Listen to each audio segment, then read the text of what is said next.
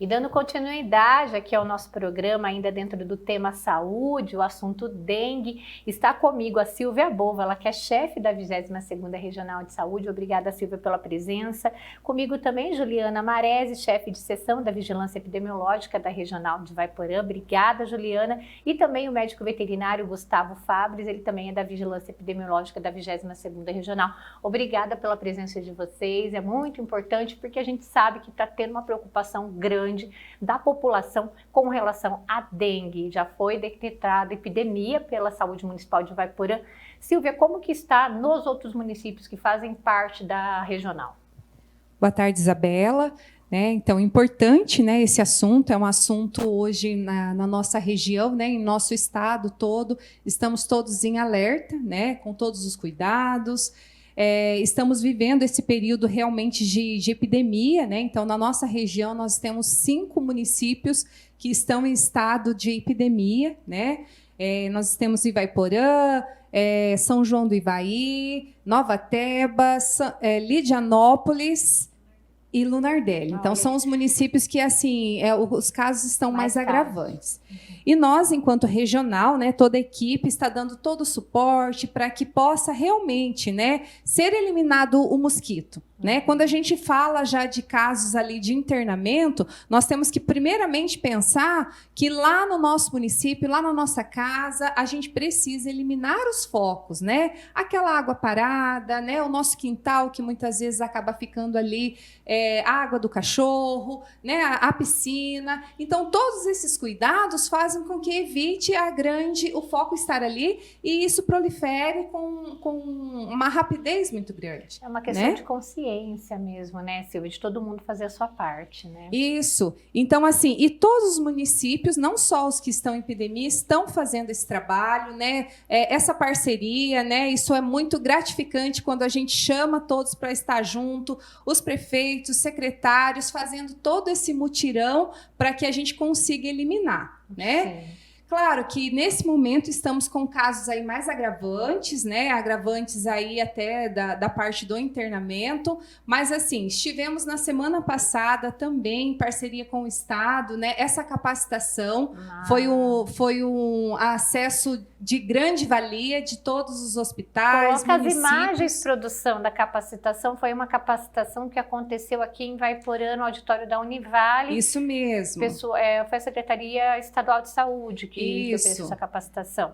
E essa capacitação foi abordada exatamente o quê, Silvia? Assim, um resuminho para a gente. Todo o manejo, manejo clínico, Então, quando esse paciente, ele procura o serviço de saúde, a importância de procurar o serviço de saúde, se está lá com um quadro de febre, dor nos olhos, dor no corpo, procure o serviço, E aquele que é classificado ali mais tranquilo, não vai precisar do internamento. Mas aquele que já vai necessitar, muitas vezes, de um internamento, então, essa capacitação veio abordar todo esse manejo clínico e hospitalar, De que forma ser conduzido, de que forma atender esse paciente para que a gente possa evitar a vir até mesmo a óbito. É porque o resultado do exame demora um pouco para sair, então analisar os sintomas, o quadro clínico do paciente é mais importante do que esperar esse resultado de exame, Isso mesmo, a gente aguarda que vem pelo LACEN, esse resultado, mas nesse período a importância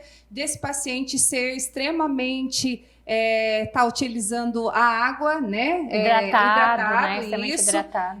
Com o manejo correto, então a gente consegue deixar com esse quadro mais estável. Certo. Juliana, vamos falar um pouquinho dos números aqui da regional, por gentileza. A produção, coloca na tela, nós temos, a Silvia mandou para a gente um boletim, a situação geral na 22ª Regional. Queria que você comentasse um pouquinho sobre isso, a gente vê ali a situação também da chikungunya, da zika, Fala desse boletim, por favor. Olá, boa tarde.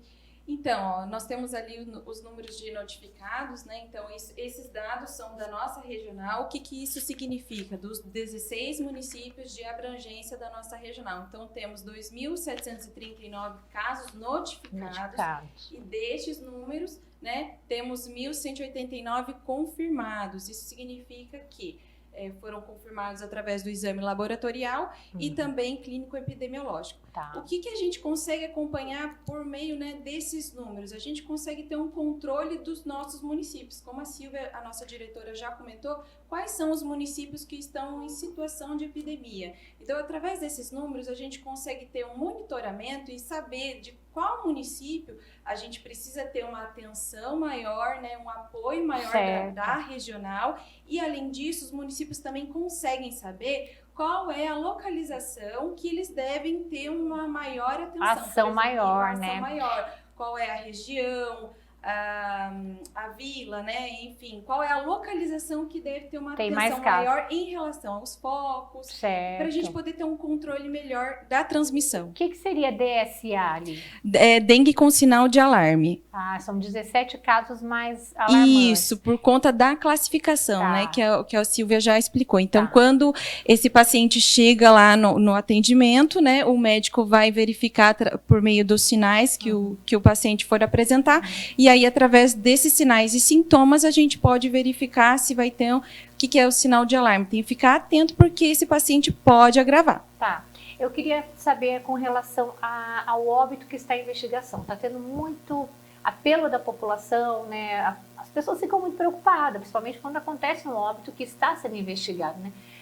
Não saiu ainda resultado, tem previsão de sair, como funciona, para onde vai, como que é feito esse levantamento, vamos dizer assim? A gente tem uma equipe, né? Então, toda essa equipe vai analisar o caso e todo o prontuário, toda a situação que ocorreu e precisamos aguardar o exame laboratorial. Então, a gente não pode confirmar, não podemos afirmar nada. Isso está sob investigação. Então, depois que a gente consegue reunir toda uma equipe, né, técnica, que tem capacidade... Exatamente. A gente está falando do caso do Leonildo Camargo de Brito, de 31 anos, que faleceu no domingo, dia 14, em Vaiporã, com suspeita, né? Suspeita, isso, não está falando que foi a causa da morte da dengue. Tem a foto de produção. A Secretaria Municipal de Saúde investiga o caso, aguarda resultado dos exames que forem encaminhados ao LACEN. Né? E de acordo com o familiar de Leonildo, ele começou a sentir sintomas da dengue no início da semana. Então, assim, a gente está falando sobre isso porque está chegando muitas mensagens para a gente. Isabela, meu Deus, agora está tendo óbito, o carro piorou, passamos a Covid, agora, né, toda aquela situação difícil, máscara, perdendo pessoas queridas e agora a dengue. Então, eu estou sentindo, a gente que tem muito contato com o público, que, né, graças a Deus tem essa proximidade mesmo com a audiência, que as pessoas estão preocupadas.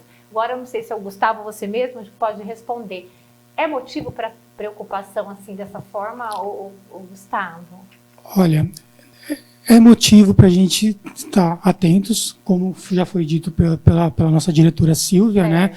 Que é uma situação que a gente poderia trabalhar de forma melhor com a população, certo? Então, assim, de eliminação de criadouros, tal, a gente tem que ficar alerta, a gente tem que atuar na nossa casa, certo? O que a população precisa ter consciência é que assim, nós estamos com circulação viral na nossa regional, certo?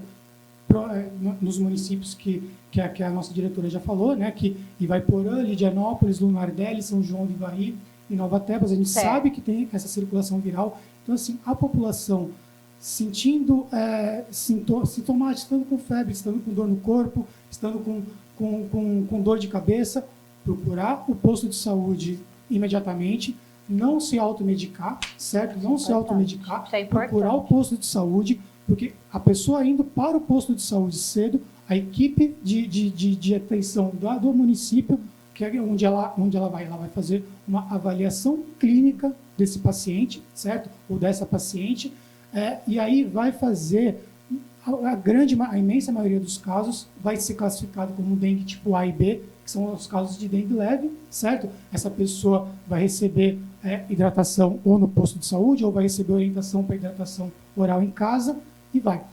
E é muito importante a população, a partir do momento que começou a sintomatologia, procurar o posto de saúde, porque se por acaso o médico que estiver atendendo essa pessoa identificar que ela começou a apresentar sinais de alarme ou apresentar sinal de sintoma de dengue grave, ele vai encaminhar esse paciente imediatamente para o hospital, para essa pessoa ter um acompanhamento médico mesmo, né? Mais Isso faz a diferença. Sim. Agora, uma pergunta assim que é importante, quem poderia responder, o que faz a dengue se agravar? Vamos dizer assim, o que causa a dengue grave? É um outro tipo de vírus? É a reinfecção? O que é? Tem uma resposta para isso? Ainda está sendo estudada? Ainda tem teorias a respeito disso. Uma das teorias dizem que uma pessoa que já se infectou com um determinado sorotipo de dengue, certo? Ela vai ficar imune pro resto da vida com esse sorotipo. Só que se ela pega um sorotipo diferente, certo? Ela tem uma maior chance de um agravamento, certo? A gente sabe que na nossa regional circula 2 sorotipos de dengue, certo? Então, assim, é um motivo a mais para a população. A gente não precisa ter um desespero, a gente precisa ter um estado de atenção mais aprofundado. Uma consciência, né? exatamente. Então, assim, começou a sentir febre, começou a sentir dor no corpo, começou a sentir dor de cabeça, mal-estar, imediatamente para um posto de saúde ou para um posto de saúde para fazer uma avaliação mais aprofundada. E como já foi falado pela nossa diretora Silvia, eu acho que a população, a gente precisa de uma colaboração da população com relação aos criadores de dengue. Eu tenho acompanhado todos os nossos municípios, sabe, com esse trabalho de remoção de criadouros.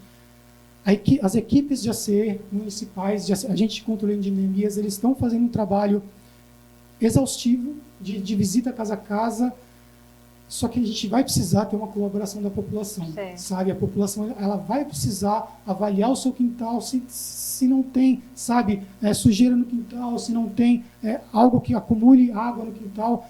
A gente está recomendando à população, sabe, depois que chover, olhar, ir no quintal, verificar se está tendo criadouro, não acumular água de chuva, por favor. Não é momento, pessoal. Não é o momento para fazer isso, sabe?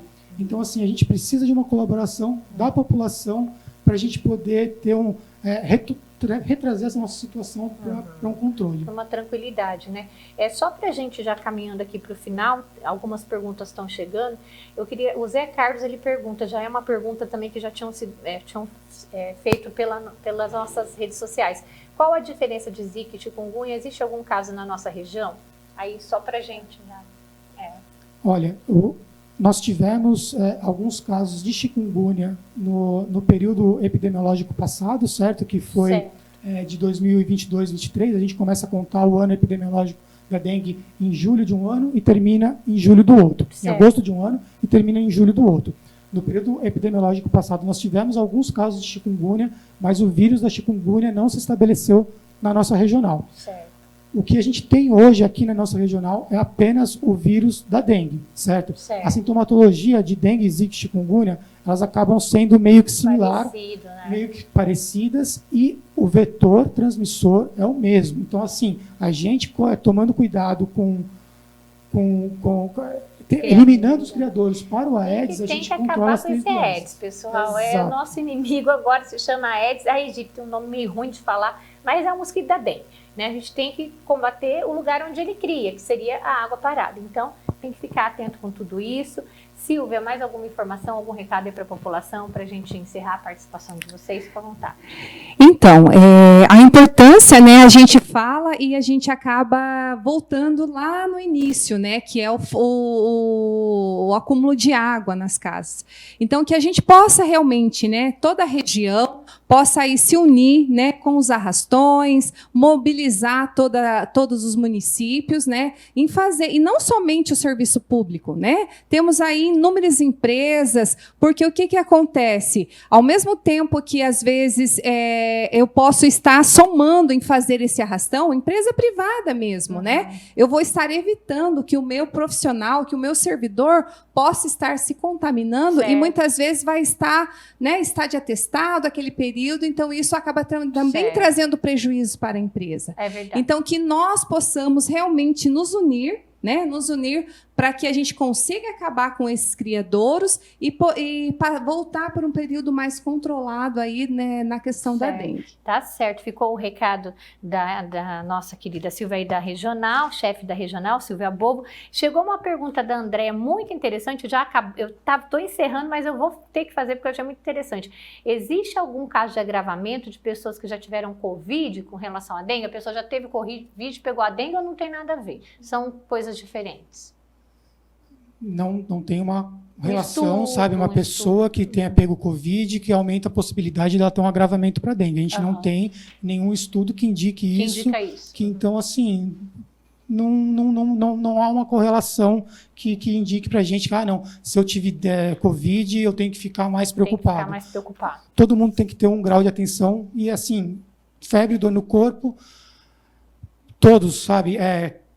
Crianças, adultos, homens, mulheres, gestantes, todo mundo. Febre, dor no corpo, dor de cabeça, mal-estar, procurar imediatamente o posto de saúde para uma avaliação médica mais aprofundada. Tá certo. Muito obrigada, Silvia. Parabéns pelo trabalho. Gustavo, Juliana, muito obrigada pela participação de vocês. Querem falar mais alguma coisa? Eu quero só um recadinho, Isabela. Certo. Então, assim, através de todo o trabalho acontecendo, então nós já tivemos, né, em alguns municípios também o Fumacê, né, que vem através do Estado. Certo. E está previsto agora também, nos próximos dias, aqui na cidade de Ivaiporã, por ser um Uma município... novidade, essa informação não tinha. Um município de sede regional, então, assim, pelos números, pelo quadro epidemiológico, então, assim, possivelmente aí nos próximos dias vamos ter aí o Fumacê Porque fazendo todo esse num trabalho. ponto que é necessário, porque o Fumacê a gente sabe que tem o lado do combate, mas tem o lado do desequilíbrio ambiental, né? Visto que ele mata até as abelhinhas, coitadas, que não tem nada a ver com a história. Mas se é necessário, o importante é a saúde e a vida, né? Muito obrigada, Silvia, muito obrigada pela participação de vocês.